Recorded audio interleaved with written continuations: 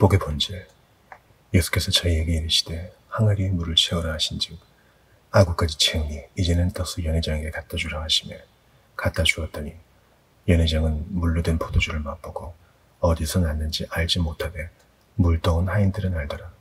연회장이 신랑을 불러 말하되 사람마다 먼저 좋은 포도주를 내고 취한 후에 낮은 것을 내고는 그대는 지금까지 좋은 포도주를 두었도다 하니라.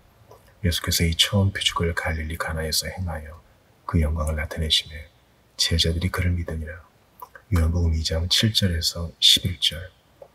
우리가 그리스도의 충만을 어떻게 받는가를 아는 것보다 더 중요한 일이 아무것도 없음을 지금까지 살펴보았습니다. 하나님께 감사한 것은 첫 번째 표적 혹은 기적을 설명하면서 우리에게 엄청난 교훈을 부여하셨다는 사실입니다. 함정들이 많습니다.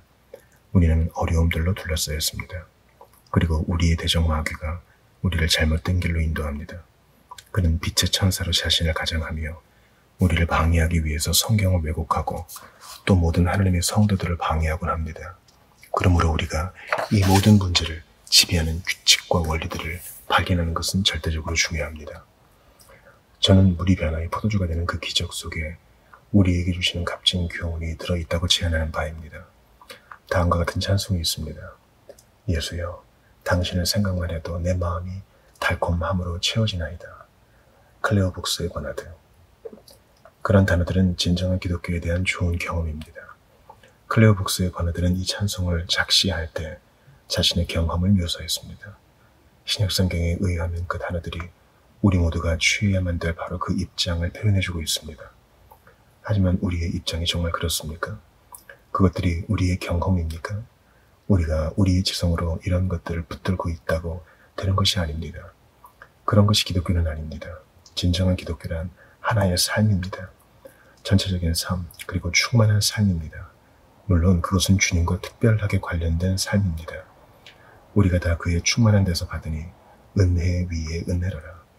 그것은 팽창하고 성장하며 계속되고 증가하는 삶이라고 봅니다. 저는 이에 관심을 촉구합니다. 이 대단한 이점들을 우리가 즐길 수 있도록 하나님의 아들이 잔인한 십자가 위에서 죽었을 뿐 아니라 또한 더 많은 이유 때문에 죽으셨다는 사실입니다. 교회사가 우리에게 분명하게 논증하듯이 그것은 그리스도인들이 속박되고 두려움에 사로잡혀 있는 세상에서 매일매일의 삶에 나타나는 삶의 질을 분명하게 보여야 할 때입니다. 그것이 바로 궁극적인 복음 전파의 수단입니다. 물론 저는 우리가 할 일이 아무것도 없다고 말하고 싶지는 않습니다. 제가 보기에 오늘날의 비극은 그렇게 많은 사람들이 교회는 모두 옳고 또 우리에게 필요한 일은 밖에 있는 사람들을 미화시킬 방법들을 연구해내는 것이라고 생각한다는 점입니다. 하지만 우리가 밖에 있는 사람들을 미화시킬 수 있는 것은 우리 안에 있는 풍성한 삶을 통해서는 가능합니다. 왜냐하면 저들이 바로 우리의 이웃에 살고 있고 같은 사무실, 바로 옆 책상에서 근무하며 또한 동료 학생이거나 같은 직종에 종사하고 있기 때문입니다. 저들이 우리 안에서 보여지는 주님의 사랑과 삶을 볼 때 저들이 사로잡히게 되는 것입니다. 그것이 바로 기독교가 초기에 전파된 방법입니다. 기독교가 종교개혁 시대에 그리고 오랜 교회 역사의 모든 분기에 널리 전해지게 된 방법이기도 합니다.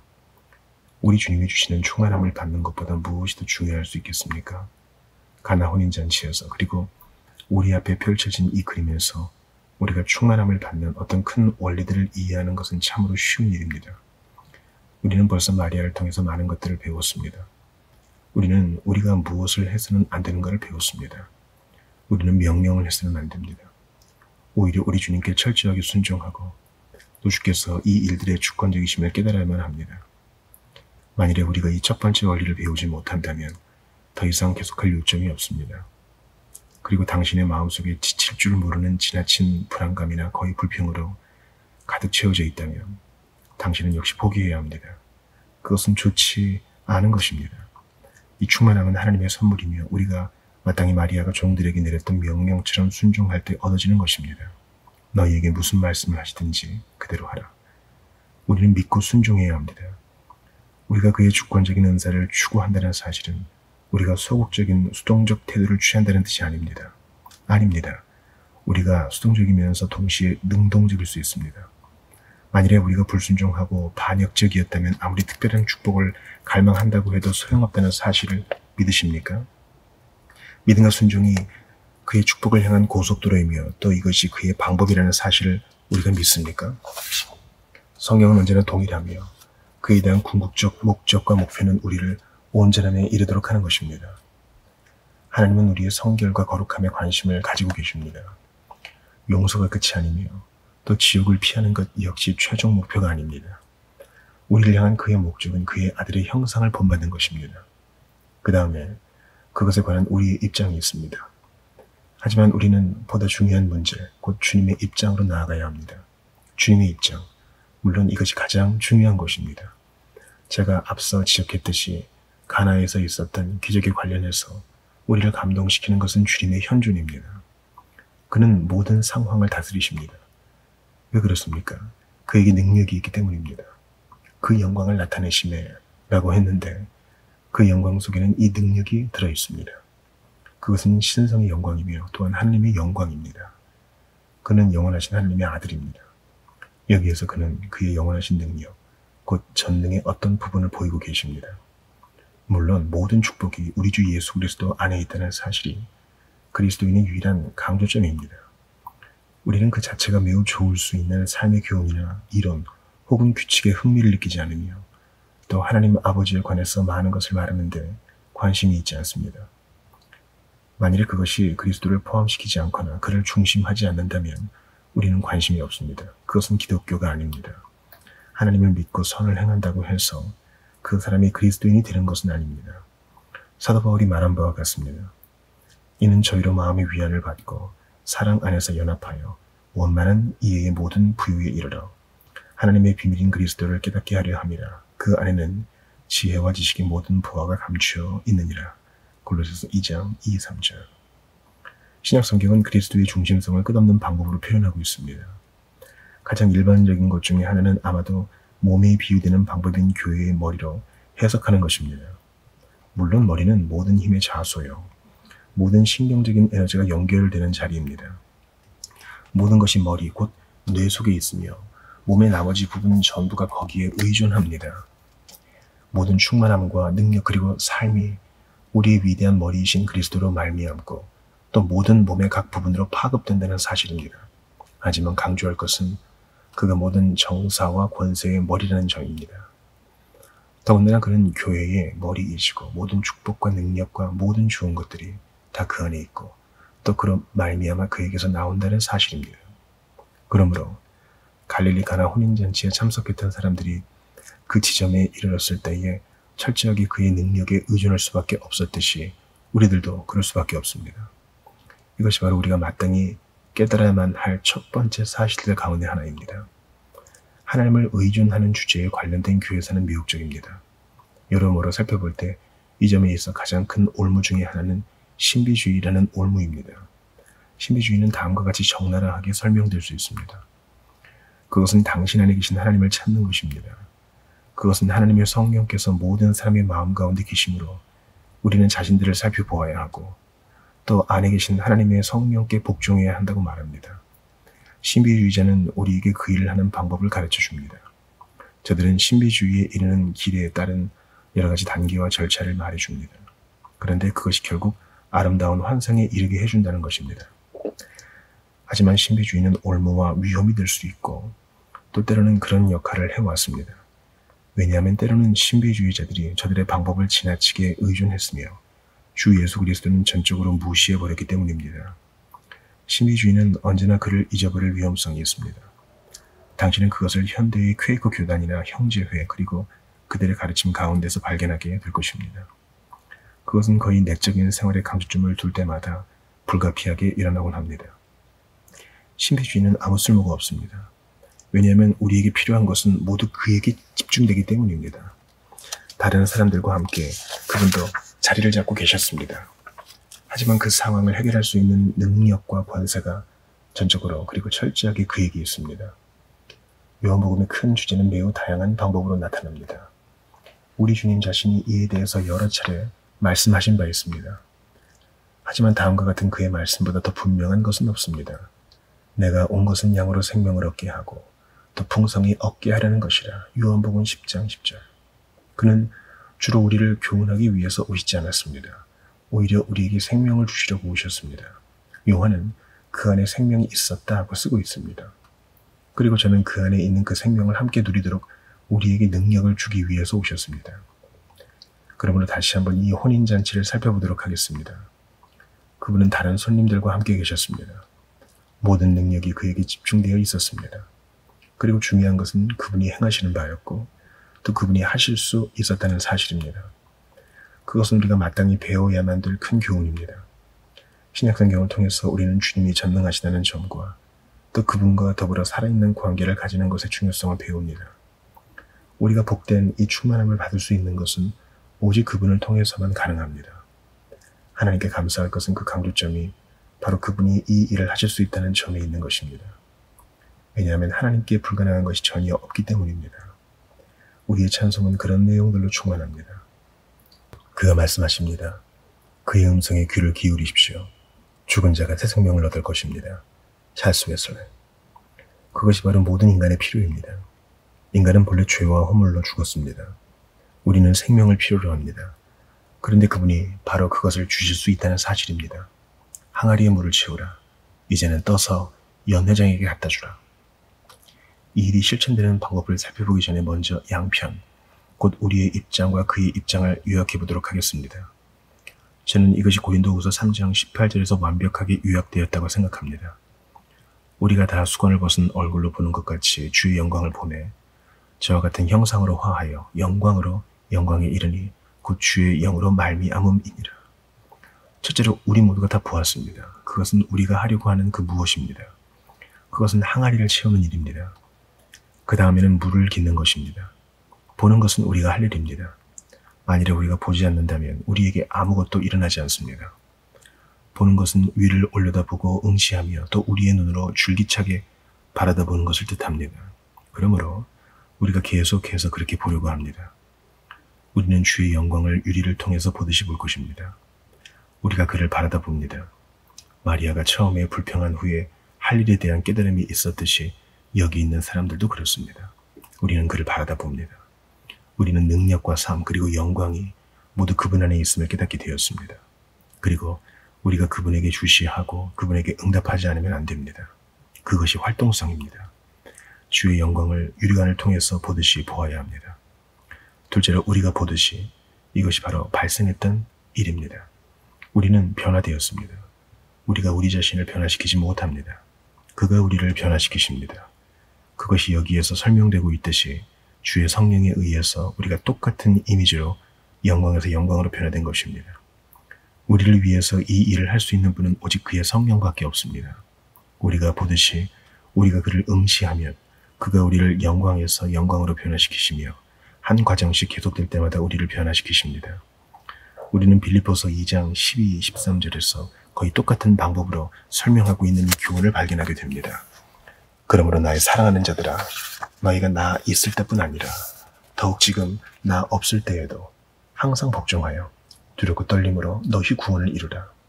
너희 안에서 행하시는 이는 하나님이시니 자기의 기쁘신 뜻을 위하여 너희로 소원을 두고 행하게 하시나니. 우리는 밖에서 일하고 그는 안에서 일하십니다. 항아리에 물을 채워라. 이제는 떠서 연회장에게 갖다 주어라. 우리가 항아리를 채우는 바로 그 시간에도 그는 기적을 행하십니다. 그러므로 우리가 이처럼 관련된 활동들을 강조해 왔습니다. 다시 말해서 신자의 활동과 구주이신 주님의 활동이 바로 그것입니다. 하지만 이제 우리는 계속해서 축복의 본질을 살펴보도록 하겠습니다. 물론 이것은 우리에게 가장 놀라운 그 어떤 일입니다. 이것보다 더 고무적이고 또 흥분되는 것은 아무것도 없습니다. 당신과 제가 가장 먼저 깨달아야 할 것은 우리에게 그리고 우리를 위하여 무엇이 가능한가 하는 것입니다. 그것은 놀라운 일입니다. 하지만 우리가 그리스도인이 되고 신약성경을 부지런히 그리고 정기적으로 읽으면서도 이것을 놓치는 것이 가능하다는 사실입니다. 수세기 동안 교회가 어려움을 겪고 또 우리에게 가능했던 바를 깨닫지 못한 것이 아닙니까? 신약성경에 나오는 서신서들은 이에 대한 일깨움과 교훈으로 가득합니다. 예를 들어 그 위대한 에베소서를 살펴봅시다. 사도 바울은 에베소 교회에 있는 그리스도인들에게 일어났던 일과 또 저들이 어디에 있었고 한 걸음 더 나아가서 저들이 어떤 사람들이었는가를 일깨웠습니다. 그리고 제3장에 가서 바울은 자신이 저들을 위해서 기도한다고 말하고 있습니다. 그는 이렇게 말합니다. 이러함으로 내가 하늘과 땅에 있는 각 족속에게 이름을 주신 아버지 앞에 무릎을 꿇고 비노니. 에베소서 3장 14-15절. 그는 벌써 예수 믿고 성령의 인침을 받은 사람들을 위하여 긴급하고 강렬하게 기도했습니다. 그가 기도한 바가 무엇입니까? 저들이 능히 모든 성도와 함께 지식에 넘치는 그리스도의 사랑을 알아 그 넓이와 길이와 높이와 깊이가 어떠함을 깨달아 하나님의 모든 충만하신 것으로 충만하게 되기를 위해서 기도했습니다. 그는 이렇게 말씀합니다. 당신은 그것을 깨닫지 못했습니다. 당신이 깨닫기를 원하며 또 그것을 위하여 제가 여러분에게 일깨워 드리는 것입니다. 바울은 그것을 제1장에서 언급하고 있습니다. 너희 마음 눈을 밝히사 그의 부르심의 소망이 무엇이며 성도 안에서 그 기업의 영광이 풍성이 무엇이며 그의 힘의 강력으로 역사하심을 따라 믿는 우리에게 베푸신 능력의 지극히 크심이 어떤 것을 너희로 알게 하시기를 구하노라. 에베소서 1장 18-19절. 우리는 극빈자처럼 살고 있습니다. 왜 그렇습니까? 그 이유는 우리가 받은 바 그 유산에 대해서 알고 있지 못하기 때문입니다. 우리가 그렇게 살고 싶은 마음은 없었습니다. 우리는 왕자처럼 살고 싶었습니다. 그가 우리로 하여금 그것을 누리도록 하기 위해서 오셨던 바로 그 엄청난 부를 즐기고 싶었습니다. 측량할 수 없는 그리스도의 풍성을 말입니다. 우리가 그것을 알지 못한다는 사실은 일종의 원초적인 어려움을 이해하지 못하는 데서 주로 기인됩니다. 이것은 우리를 위한 것이고 또 우리를 위하는 것이 확실하며 신약성경의 첫 번째 세기의 그리스도인들을 위하는 것이었듯이 오늘날 우리에게도 적용할 수 있는 것이라는 사실입니다. 저는 오늘날 거의 모든 신약성경에서 끌어낼 수 있는 경향성과 교훈 그리고 강교함을 발견하게 됩니다. 사람들은 사도행전에서 너무 많은 것을 끄집어내지 마십시오. 그것은 단지 첫 번째 세기에 살았던 그리스도인들을 위한 것일 뿐입니다. 라고 말합니다. 물론 그 다음에 저들은 서신서에 대해서도 같은 방법으로 말하곤 합니다. 서신서 역시 초대교회 성도들을 위하여 기록되었고 또 사도행전에 관한 지식에 불과하다는 것입니다. 그 같은 모든 성도들은 저들이 이미 받을 바를 다 받았다는 이유로 성령의 역사를 소멸하고 맙니다. 이제 저들이 할 바는 철저하게 자신들을 복종하는 것뿐이라는 것입니다. 제가 보기에는 그것이 신약성경의 전체적인 가르침을 부정하고 있는 것입니다. 제가 뜻하는 바를 당신에게 보여드리겠습니다. 하나님께서 우리에게 약속하신 이 축복의 본질이 무엇입니까? 제가 이것을 우리가 갈릴리 가나 혼인잔치 예증을 통해서 설명한 대로 두 가지의 제목으로 나누어서 생각해 보도록 하겠습니다. 그 축복의 일반적인 성격에 대해서 잠깐 동안 살펴보겠습니다. 우리가 강조해야 할 첫 번째 사항은 그것이 기적적이라는 사실입니다. 우리는 예수께서 이 처음 표적을 갈릴리 가나에서 행했다는 말을 들었습니다. 제가 당신에게 일깨워 드렸듯이 그것은 하나님의 활동을 뜻합니다. 기적을 행하실 분은 하나님밖에 없습니다. 갈릴리 가나에서 있었던 일이 기적이었듯이 그의 충만함으로 들어가거나 받아들이는 건 역시 기적입니다. 그것은 무입니다. 이것을 이해하는 것은 치명적입니다. 그것이 바로 충만함에 대한 성경적 가르침의 본질입니다. 그것은 전적으로 초자연적이며 또한 완벽한 하나님의 활동의 결과입니다. 내가 복음을 부끄러워하지 않는다고 바울은 로마서에서 고백하고 있습니다. 왜 부끄러워하지 않는다는 말입니까? 이 복음이 모든 믿는 자에게 구원을 주시는 하나님의 능력이 되기 때문입니다. 바울은 고린도 교회 성도들에게는 그리스도께서 하나님의 능력과 하나님의 지혜라고 말한 바 있습니다. 그리스도인이란 기독교 철학을 받아들이거나 아니면 일정량의 주님의 가르침을 습득한 사람이 아닙니다. 그것은 기독교가 아닙니다. 사람들, 곧 변화되지 못한 사람들, 다시 말해서 아담에게 속한 사람들도 그렇게 할 수 있기 때문입니다. 그것은 매우 그럴듯합니다. 그런 일이 종종 일어납니다. 사람들은 종종 기독교 윤리나 기독교적 가르침을 빌립니다. 하지만 그것이 저들을 그리스도인으로 만들지는 못합니다. 사람들로 하여금 그리스도인이 되게 하는 것은 하나님께서 저들 속에 기적을 일으키는 것입니다. 그 외에 새로운 피조물로 만드는 것은 아무것도 없습니다. 그것이 바로 신생입니다. 그것이 새로운 생명을 부여하는 것입니다. 이런 것들이 그 상황에서 쓸 수 있는 단어들입니다. 바울은 에베소서 2장 1절에서 죽은 너희를 살리셨다고 했습니다. 그것이 바로 그리스도인과 그리스도인이 아닌 사람들의 차이점입니다. 다시 말해서 그것이 영적으로 죽은 사람과 영적으로 산 사람의 차이점이라는 말입니다. 생명을 만들어낼 수 있는 사람은 아무도 없습니다. 그것은 불가능합니다. 하나님만이 생명의 창조주이십니다. 그러므로 제가 그리스도 예수 안에서 주어지는 그 축복의 기적적인 면을 강조하고 있는 것입니다. 우리는 보다 탁월한 남녀가 되리라는 약속을 부여받지 않았습니다. 오히려 우리가 전적으로 변화될 새로운 피조물이 된다는 것입니다. 기독교는 무엇입니까? 헨리 스쿠걸이 지은 유명한 고서 한 권을 살펴보도록 하겠습니다. 그 책의 제목은 사람의 영혼 속에 계신 하나님의 생명입니다. 한 번 더 제가 당신에게 역사적인 접근 방법을 소개해드리겠습니다. 무엇이 18세기에 있었던 그 위대한 복음적 각성을 진실로 이끌어 나갔습니까? 궁극적 요인은 조지 위필드와 요한 웨슬레 그리고 찰스 웨슬레가 스쿠걸의 책을 읽은 것에서 비롯되었습니다. 그것이 바로 저들의 마음을 최초로 뒤흔들어 놓았던 사건이었습니다. 저들은 더욱 훌륭한 삶을 살려고 노력했으며 더욱 도덕적으로 살고 많은 선을 향하며 살려고 했었습니다. 하지만 저들은 만족한 삶을 살 수는 없었습니다. 그럼에도 불구하고 저들은 무엇이 잘못되었는가를 깨닫지도 못했습니다. 저들이 단순한 그리스도인이거나 성경을 읽는 정도가 아니라 오히려 성경학도였으며 또한 사역을 위한 훈련 과정을 잘 밟았음에도 그랬다는 말입니다. 저들보다 한 세기나 앞서 살았던 스코틀랜드의 헨리 스쿠걸의 책을 읽은 것이 계기가 되어 저들이 길에 가면서 충만함을 받게 되었으며 또한 놀랍고도 비교할 수 없을 만큼 쓰임을 받게 되었던 것입니다. 스쿠걸의 책의 핵심은 기독교는 단순히 기독교의 가르침을 적용하는 것이 아니며 또 사람들이 채택하는 고차원적인 도덕성을 유지하고 그것을 실천에 옮기는 것만이 아니라 오히려 영혼 안에서 실제적으로 기적을 일으키는 것입니다. 그것은 하나님의 활동입니다. 자신의 생명을 사람들의 영혼 속에 끌어들이는 분은 하나님이십니다.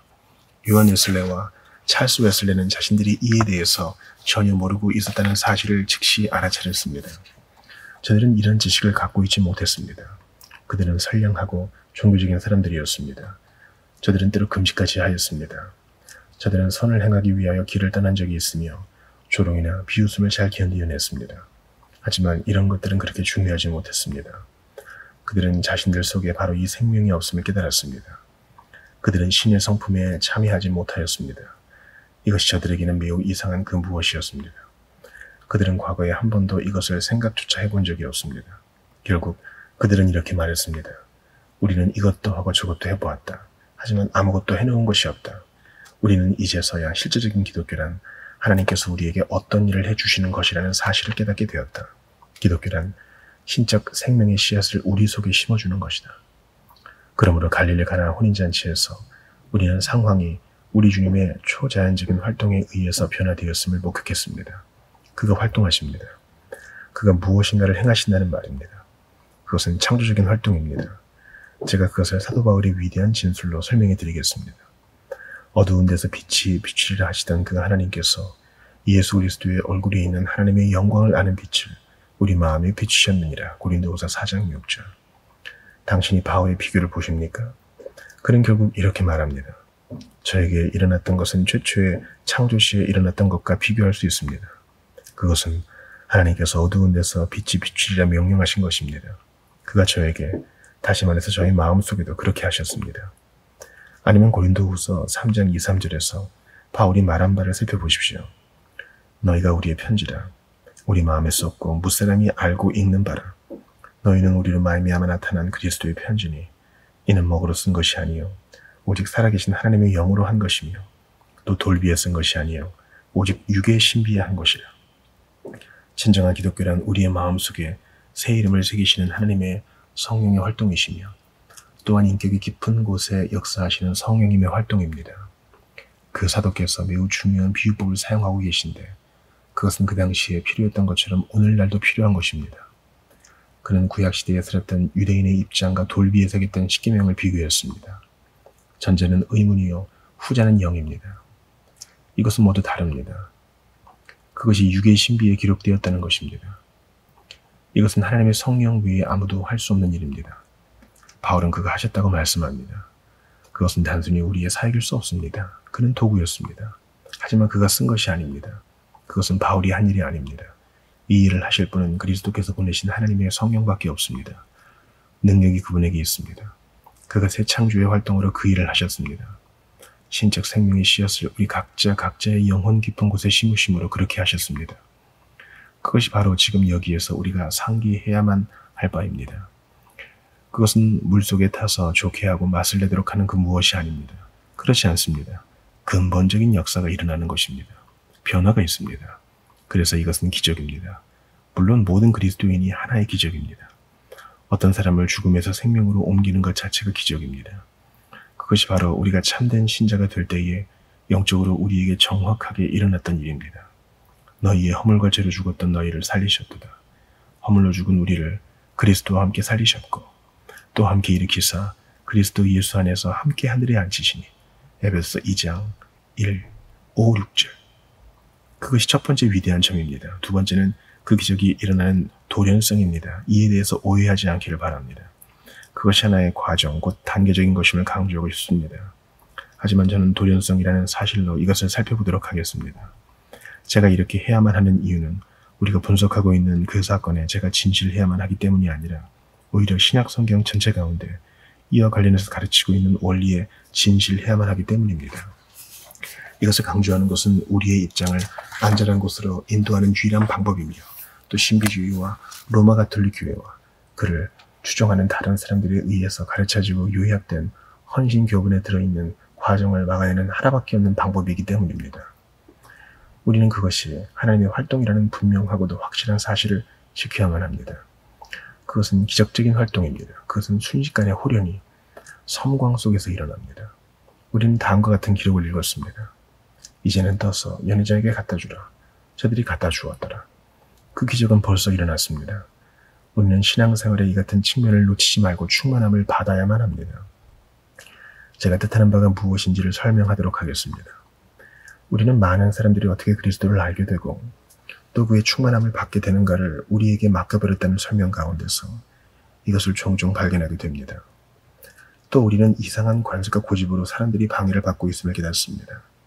우리가 존 버니언과 요한 웨슬레와 샤스 웨슬레 그리고 조지 위필드를 살펴볼 때 저들은 무엇인가 잘못이 있음을 깨달았습니다. 그들은 자신들이 지금까지 살아왔던 그리스도인으로서의 삶에 불만족하기 시작했습니다. 저들은 고백했습니다. 우리가 참으로 신약 성경과 우리 자신을 살펴보고 또 찬송들을 부를 때에 불일치함을 발견하게 됩니다. 제가 찬송을 부르다가 멈추고 생각해 보면 그 가사 내용이 제 삶과 일치하지 못합니다. 제가 위선자의 삶을 살고 있다는 말입니다. 제가 지금 노래를 부르고 있지만 제 자신의 경험을 노래하지 못하고 있습니다. 그래서 저들은 찾고 살피기 시작했습니다. 어떤 때는 그 일을 매우 오랫동안 계속합니다. 하지만 아무런 일도 일어나지 않는 것 같습니다. 그 후에 거의 예외 없이 저들은 갑자기 모든 것이 분명하게 되었노라고 말합니다. 저들의 심령 가운데서 어떤 일이 일어났다는 것입니다. 저들에게 무슨 일이 발생했습니다.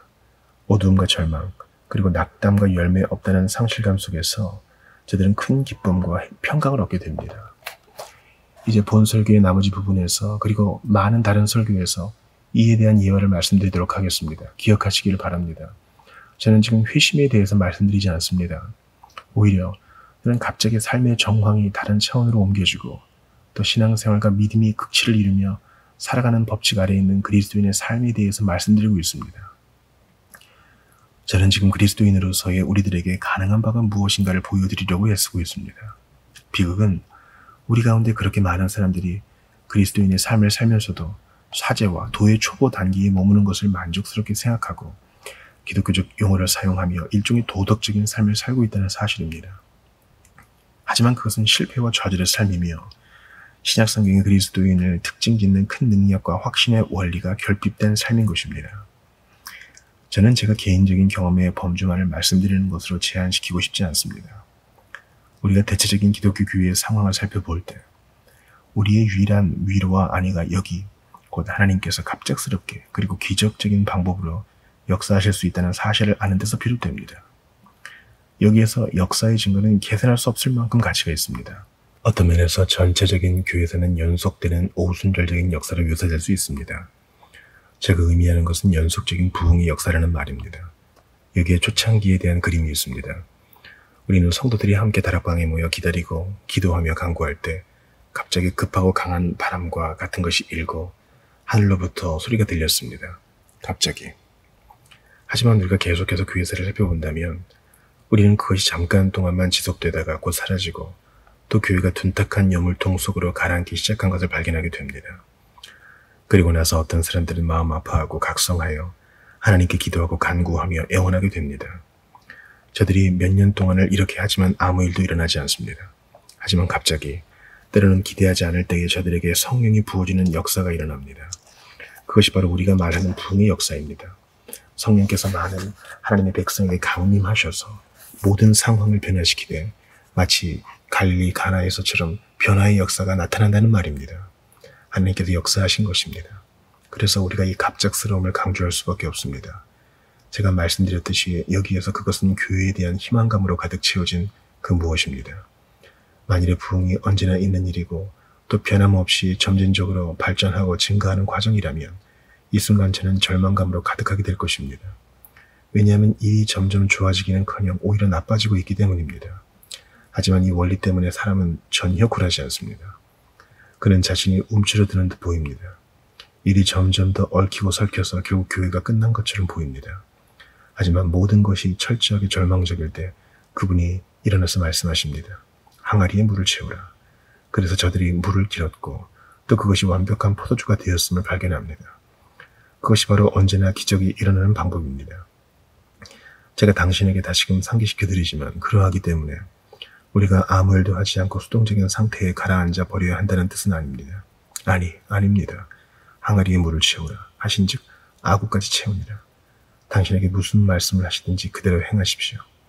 무엇이든지 행하지 않은 채로 남겨두지 마십시오. 최선을 다하여 실천하십시오. 모든 조건을 이행하십시오. 하지만 기억하십시오. 능력은 그분에게 있습니다. 그것이 기적입니다. 그것은 예기치 않을 때에 어느 순간인가 갑자기 일어날 수 있습니다. 우리 각자에게 희망이 있습니다. 당신이 제 말을 들을 때에 거의 절망 직전에 있을 수 있습니다. 아마도 당신은 여러 해 동안이나 신앙생활의 질적인 측면에서 불만족을 느끼고 이런 일 저런 일을 하면서 기도할 것입니다. 당신이 말씀하지만 아무 일도 일어나지 않습니다. 그것이 모두 절망입니까? 당신에게 해줄 수 있는 저희 대답은 이렇습니다. 아닙니다. 어느 순간인가 당신이 기대하지 않을 때에 그가 임하실 것입니다. 때때로 빛이 성도를 놀라게 해도 그는 노래를 부릅니다. 치료하는 광선을 바라시는 분이 바로 주님이시기 때문입니다. 윌리엄 카우퍼. 그 능력이 하나님의 능력이며 또 활동하는 것이 그의 주권적인 일이기 때문에 그가 원하시는 때에는 언제든지 그리고 어떠한 상황에서든지 축복을 주실 수 있습니다. 그가 이것들을 요구하시며 당신과 저는 그것들을 지켜야 하지만 그는 이것들에 얽매이지 않으십니다. 그는 어느 때이든지 주권적인 방법으로 일하십니다. 하나님은 교회사 가운데서뿐만 아니라 또한 개인의 역사 가운데서도 그렇게 일하셨습니다. 그리고 하나님은 앞으로도 그가 말씀하시는 바를 행하는 모든 개인의 삶 속에서 또 그를 바라다 보며 믿음으로 인내하는 사람들의 생활 속에서 역사하실 것입니다. 하지만 저는 마지막 요점, 곧 비밀스러운 측면을 생각해 보도록 하겠습니다. 이것은 매우 놀라운 그 무엇입니다. 당신이 이것을 알아차리셨습니까? 연회장은 물러든 포도주를 맛보고 어디서 났는지 알지 못하되 물떠온 하인들은 알더라. 연회장이 신랑을 불러 말하되 사람마다 먼저 좋은 포도주를 내고 취한 후에 낮은 것을 내거늘 그들은 지금까지 좋은 포도주를 두었도다 하니라. 그 연회장, 다시 말해서 그 잔치의 주비는 많은 비슷한 잔치에 참석한 적이 있습니다. 그는 놀랐으며 또한 이해할 수 없었습니다. 그래서 그는 이렇게 말합니다. 이것은 매우 특별한 일입니다. 제가 전에는 이런 일을 전혀 경험한 적이 없습니다. 하지만 물떠온 하인들은 알더라. 바로 이것이 전체적인 문제의 비밀스러운 측면입니다. 그런데 그것은 엄청나게 중요합니다. 궁극적으로 다른 사건에서부터 다가오는 이 놀라움과 불가의성은 우리 영혼 속에 하나님의 생명을 가지고 있는지의 여부를 가늠해 볼 수 있는 증거가 됩니다. 사도행전 도처에서 우리가 들을 수 있는 말씀 아닙니까? 오순절 아침에 다락방에 모여있던 초대교회 성도들에게 성령이 임했을 때 모든 백성들은 놀랐습니다. 그들은 이 어찐 일이냐라고 물었습니다. 그들은 이해할 수 없었던 것입니다. 사내들인 공회가 베드로와 요한이 기탄없이 말함을 보고 그 본래 학문 없는 범인으로 알았다가 이상히 여겼다고 했습니다. 저들 역시 그것을 이해하지 못했습니다. 그것은 언제나 그렇습니다. 바울이 이렇게 말합니다. 육에 속한 사람은 하나님의 성령의 일을 받지 아니하나니 저희에게는 미련하게 보이며 또 깨닫지도 못하나니 이런 일은 영적으로라야 분별함이니라. 고린도전서 2장 14절. 또다시 바울이 말합니다. 신령한 자는 모든 것을 판단하나 자기는 아무에게도 판단을 받지 아니하느니라. 고린도전서 2장 15절. 자신 안에 하나님의 성령을 모시고 있는 사람은 지혜가 있는 사람입니다. 그는 물을 떠온 종들이 알고 있듯이 이해하고 있고 또한 알고 있습니다. 그는 모든 것을 이해하고 있습니다. 하지만 자기 자신은 하나님의 영을 소유하지 못한 사람들에게 이해되지 못합니다. 육에 속한 사람은 복음을 이해하지 못하며 그리스도인을 이해하지 못합니다. 왜냐하면 그리스도인에게는 설명할 수 없는 그 어떤 일이 일어났기 때문입니다. 그것이 바로 기적입니다. 그러므로 지혜롭고 지식이 많은 사람들은 언제나 복음을 거절합니다. 그 이유는 저들이 그것을 이해하려고 하기 때문입니다. 저들이 얼마나 어리석은 사람들인가요? 기적을 누구나 이해할 수 있겠습니까? 당연히 그것을 이해하지 못합니다. 당신은 오늘날 이 세상에서 영리한 사람들이 복음을 부인하는 데 대해서 놀랄 필요가 없습니다. 철학자들이나 과학자들은 소경과 다를 바 없는 사람들입니다. 육에 속한 사람들은 기적을 이해할 수 없습니다. 그들은 갈릴리 가나 혼인잔치에서 연회장이 이해할 수 없었던 만큼이나 이해하지 못하는 사람들입니다. 하지만 무지한 종들은 알고 있었습니다. 그들은 주님과 함께 있었습니다. 그들은 어떤 일이 일어났는가를 다 목격했습니다. 궁극적으로 그들 역시 그것을 이해하지 못했습니다. 하지만 그들은 일어난 일에 대해서 알고 있었습니다. 그들은 주님께서 기적을 행하신 분임을 알았습니다. 그들이 해답을 가지고 있었다는 말입니다. 사람들은 배우지 못하고 또 무식할 수 있습니다. 하지만 이런 일이 저들에게 일어났다면 저들이 알 것입니다. 신령한 자는 모든 것을 판단하나 자기는 아무에게도 판단을 받지 아니하느니라. 고린도전서 2장 15절.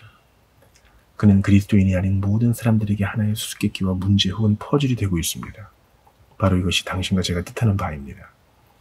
우리가 살고 있는 이 세상 사람들은 우리를 이해하지 못한다는 사실을 뜻합니다. 세상은 우리를 보고 놀랍니다. 그리고 이렇게 말합니다. 이 비결이 무엇인가? 이것은 이해할 수 없는 그 무엇입니다. 그것은 합리적으로 사고하는 과정에서 비롯된 결과일 수 없습니다. 결코 그렇지 않습니다. 그것은 이성과는 별개의 것입니다. 그것은 이성을 초월하는 고차원적인 영역에 속합니다. 그것은 명성에 대한 연구의 결과로 이룰 수 있는 것이 아닙니다. 그것은 인간들에게 그리스도의 마음과 이해력을 공급해 주시며 우리의 영혼 속에서 역사하시는 하나님의 활동입니다. 마지막으로 제가 당신에게 이에 대해서 완벽하게 설명할 수 있는 하나의 예증을 드리도록 하겠습니다. 그것은 17세기 말과 18세기 초반에 아메리카에서 살았던 매우 지적이고 탁월한 코튼 매더의 이야기입니다. 그의 학적인 배경은 모든 면에서 그가 천재였음을 입증합니다. 하지만 그가 우리에게 말하고 있는 바를 들어봅시다. 그는 하나님의 안식과 평강을 알고 싶다고 기록하고 있습니다.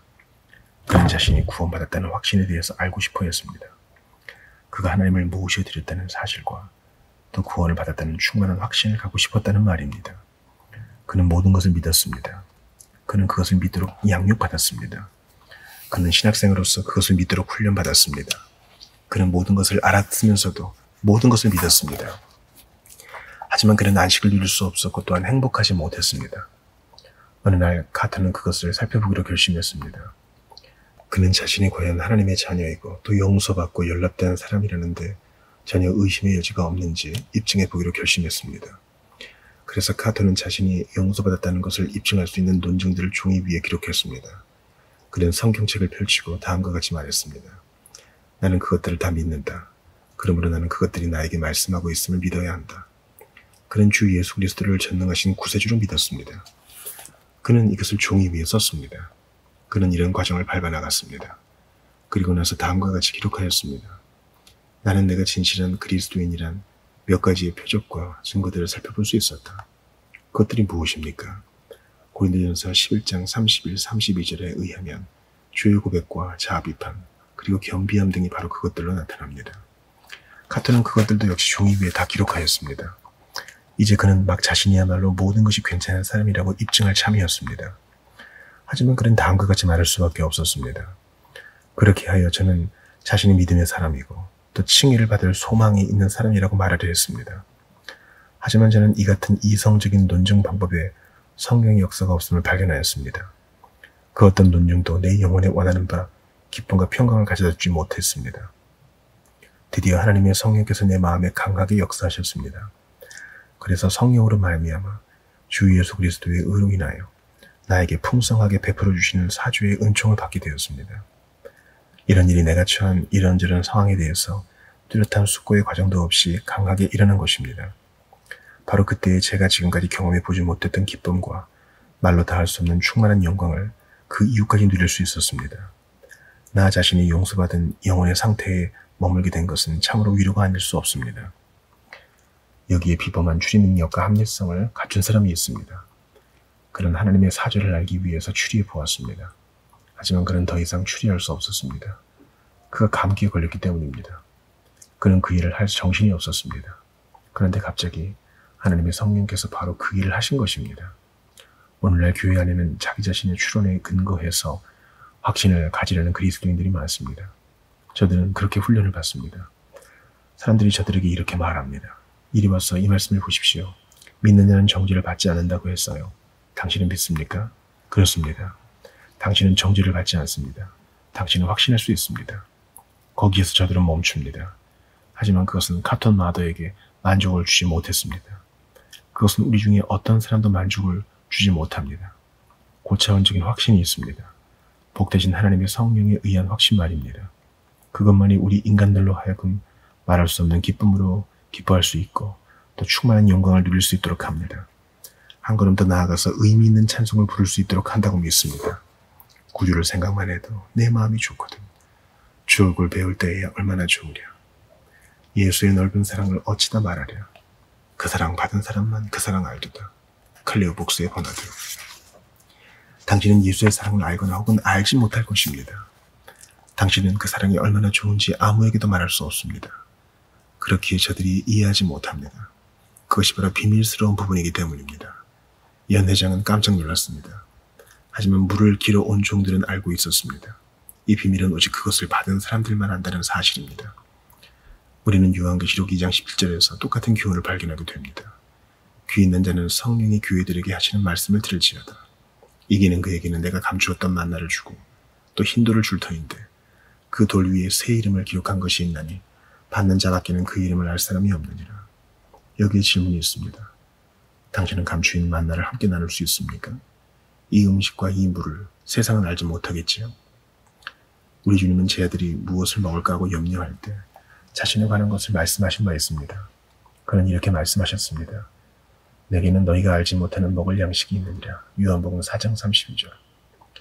여기에서 그리스도인들도 그것을 가지고 있습니다. 감추인 만나가 있다는 말입니다. 그것을 슈퍼마켓에서 구입할 수 없습니다. 신문은 그에 대한 광고가 나오는 것도 아닙니다. 세상은 그에 대한 것도 알고 있지 않습니다.